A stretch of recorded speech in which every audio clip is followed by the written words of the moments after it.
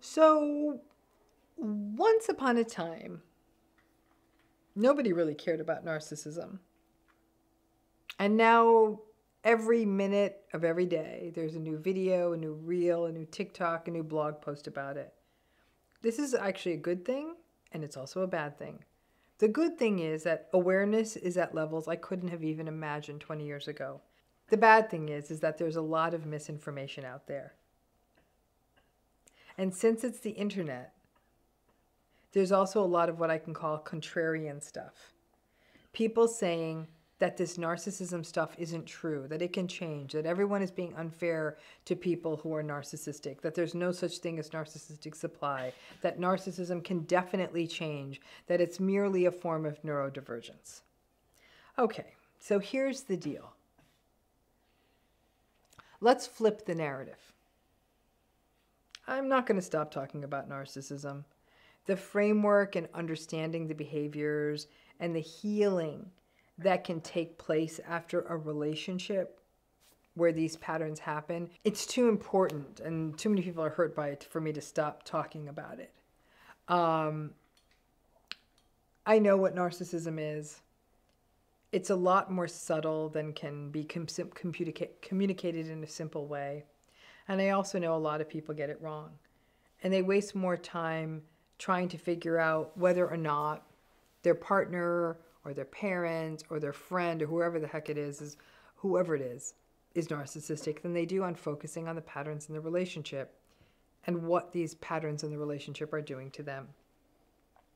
When I ask people, why is the whole "are they narcissistic" thing so important to you? People will say to me, I need to know so then I know it's real and that it's not going to change and that I'm seeing this clearly. My favorite theory that was shared recently is that all narcissism is actually ADHD, and that people with ADHD need to have arguments to get dopamine. I just smiled politely when I heard this theory. I have talked about the whole overlap between ADHD and narcissism thing before on this channel. There's a lot of overlap between the two. So something's clearly going on, but they're also clearly not the same thing. I have met and worked with plenty of people who have clinically significant attentional deficits who also have perfectly fine empathy and in fact can be quite apologetic and self-aware about the challenges that their attentional flip-flopping is raising for other people. Now that's not what we would see in someone who's narcissistic. By definition, a person with ADHD, for example, is not going to be entitled. Now, if both narcissism and ADHD are overlapping, then sure. But a person with ADHD wouldn't have the defensive posture that would lead them to walk around and believe that they're special and that they deserve special treatment and that other people don't deserve that special treatment. People with ADHD don't need excessive praise and validation and don't get angry when they don't get it. The biggest overlaps between ADHD or the most confusion can often be seen in what looks like selfishness, which really isn't selfishness in ADHD, as much as it is often sort of an impulsive over-focus to, or behaviorally them sort of reacting to what's right in front of them.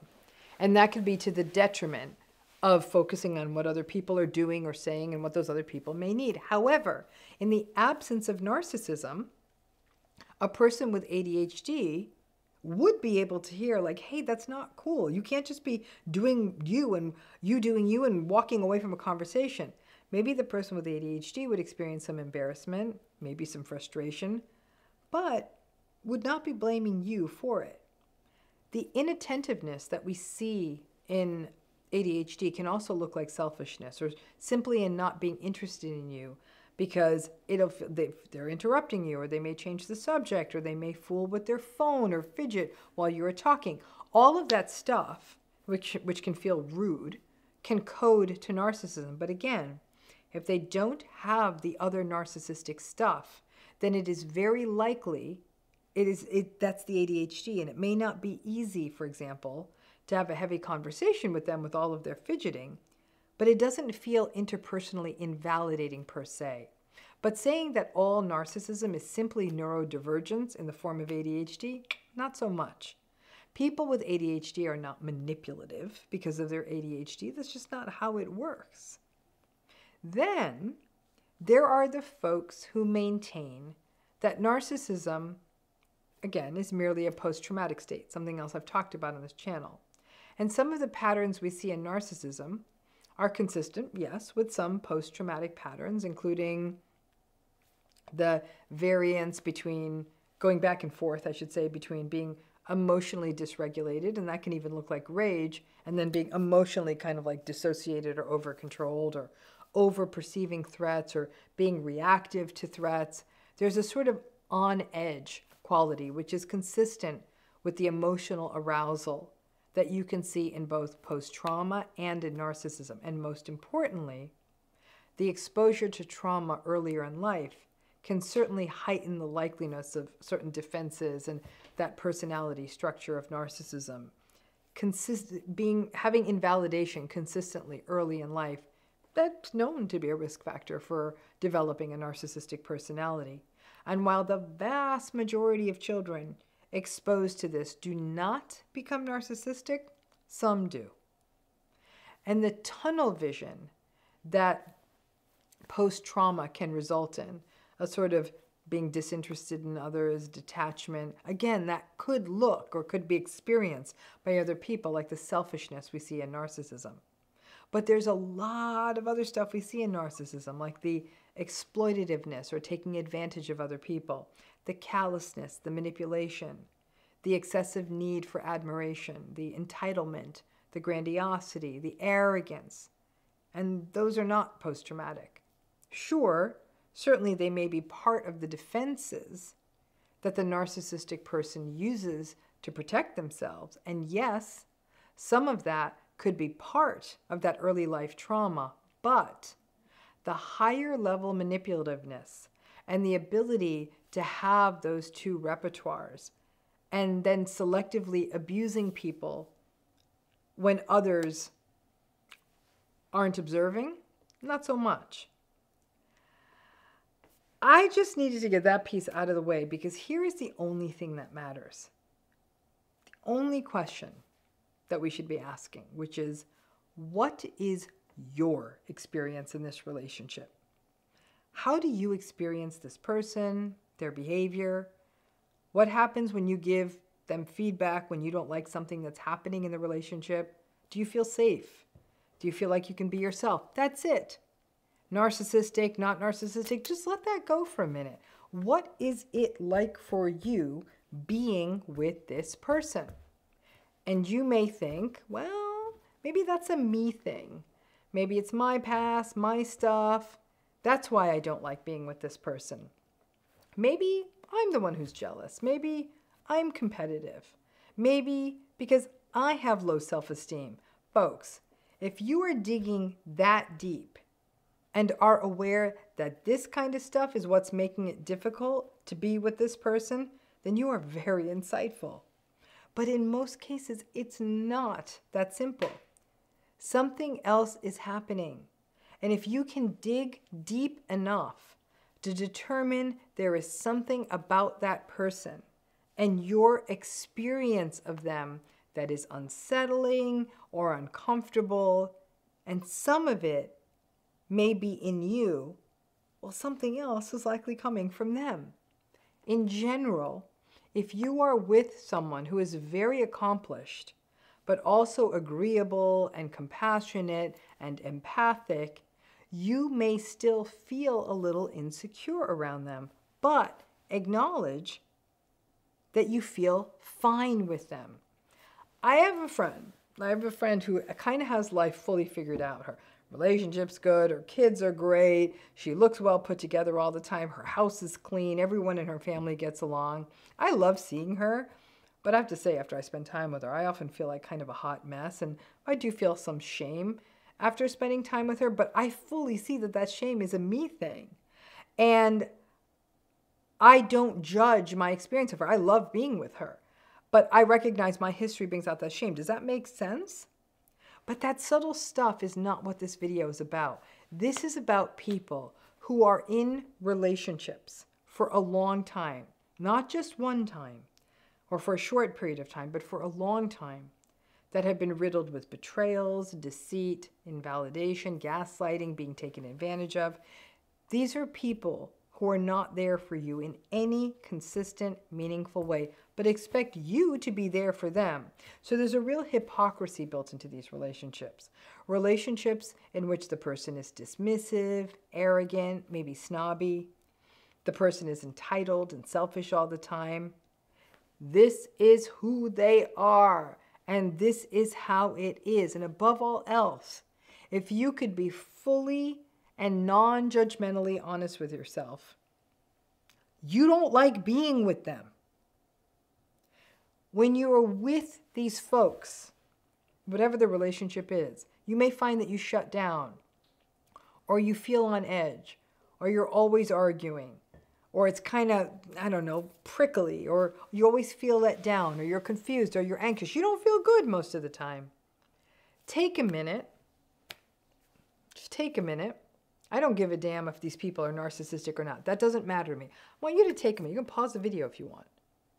Take a minute and reflect on the people in your life that you don't like spending time with. Like I said, pause the video if you have to. Get a paper. Write down their initials. Reflect on that. What's going on? What is it that you don't like? How are you with them? How are they with you? Just turn that into a journaling exercise within this video. And if you pause the video, welcome back, because I did this little exercise too. And I listed a few people in my life that I feel this way about. And I have to say, when I look at my list, many of them were not narcissistic. Some of them kind of clearly are, at least in that neighborhood. But I don't like spending time with any of them. I sifted through the reasons I don't like spending time with them. They're selfish, they're mean, they're invalidating, they're dismissive, they're one-sided, they're abrupt, they're very, very, very sensitive. If you get one word wrong in a sentence, it's a mess. So you have to choose every word with surgical precision. There's some superiority complex stuff. So I feel chronically judged with them. And they're very dismissive of other people's opinions to a point of rudeness. They're cold, they're rigid, chronically negativistic. Everything is always terrible. They look for little ways to insult me or get in a dig, often in a passive-aggressive manner. It's not a picnic. Most of these people I've known for over a decade, a couple for only a few years. It is a lot of work to interact with them. I kind of have to psych myself up. It's not fun. It's not relaxing. I'm exhausted afterwards. I'm very guarded. For a variety of reasons, I'm at times obligated to talk to them. But in all but a few cases, there are things that I like well enough about them, or there are people that knit us together, or there's professional reasons I do have to see these people. So I have to see these people on my little list. But heaven help me, if I could see each of them as infrequently as possible, I'd take it. I don't hate them. I don't even dislike them. I just don't like being with them. And I don't like me with them. Now, I'm lucky that the list of people I love being with is far longer. That's some good, healthy math to have in a life. So for me, RAMANI, being with people where you feel like you can't make a mistake without it being a disaster, or where every word has to be measured. In essence, relationships where I have to be hyper-vigilant, where there is no back and forth, where I don't feel that what I say matters at all, where I'm always the butt of the joke. I don't like those relationships. And I don't seek these people out. Like I said, some of these are sort of professional relationships. It's very transactional. And I sort of dread when I need to turn to them or talk to them, but I have no choice. I keep it tight and I hold my breath like I'm taking medicine I don't want to take. I don't need to know whether or not they're narcissistic. It doesn't matter. I've spent enough time with them to know that I don't like spending time with them. And I don't need to make excuses for them. There are a few on the list that I recently decided that I'm going to sort of passively go no contact with. So in those cases, it was pretty bad. There are others I wish I never had to have contact with again, but I can't. And there are others on that list, and I'm sure it's the same for you, that I don't want to go no contact with. Strangely, I don't want to go no contact with them, but I just don't want to seek them out. But if I see them, I'll talk to them. Why does it matter if the word narcissistic fits or not? Some of you may think, well, this is a big ticket relationship. It's my mom, it's my husband, it's my sister. I need to know so I know what to do. You already know the relationship doesn't feel good, or you wouldn't be asking this question.